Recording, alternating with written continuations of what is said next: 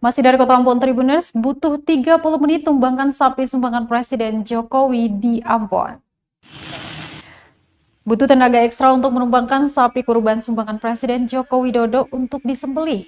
Sapi seberat 900 kg itu baru berhasil dirobohkan setelah kurang lebih 30 menit beradu kuat dengan sejumlah petugas penyembelihan hewan kurban Masjid Al-Fatah di Ambon tentunya, Rabu 21 Juli 2021 siang.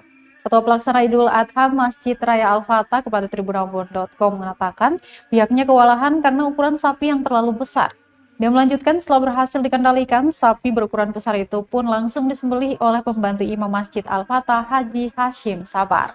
Sapi kurban sumbangan Presiden Joko Widodo itu sendiri dari jenis Brahman yang didatangkan dari Pulau Buru, Maluku.